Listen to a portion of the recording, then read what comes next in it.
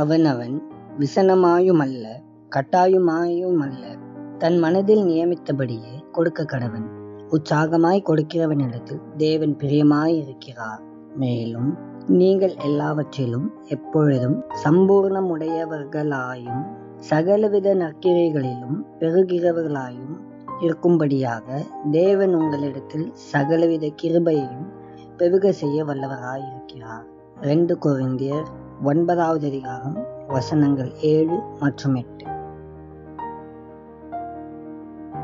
நாம் தேவனுடைய கிருபையை எந்த அளவுக்கு புரிந்து கொண்டிருக்கிறோம் என்பதையும் கிருபையின்படி எந்த அளவுக்கு வாழ்கிறோம் என்பதையும் அளவிடுவதற்கான ஒரு வழி என்னவென்றால் நம்முடைய கொடுக்கும் தன்மையை கவனிப்பதே ஆகும். நம்முடைய நேரம், விருந்தோம்பல், பணம், வளங்கள் மற்றும் வாய்ப்புகளை தாராளமாக பயன்படுத்த கற்றுக்கொள்ளும் போது நாம் இயேசுவை போல மாறத் தொடங்குகிறோம். நாம் ஆண்டவரிடமும் மற்றவர்களிடமும் தாராள மனதுடன் இருப்பதே நாம் கிருபையை புரிந்து கொண்டோம் என்பதற்கு சிறந்த சான்று ஆகும். அன்பின் ஆண்டவரே, உமக்கு ஸ்தோத்திரம். ஆண்டவரே, இந்த நல்ல நாளுக்காக உமக்கு நன்றி.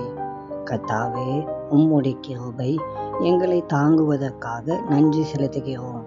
ஆண்டவரே, நாங்கள் தாராளமாய் கொடுக்கிறவர்களாக மாற உம்முடைய கிருபைகளை புரிந்து கொள்ள எங்களுக்கு உதவி செய்யும். நீர் எங்களுக்கு தந்த எல்லாவற்றுக்காகவும் நன்றி.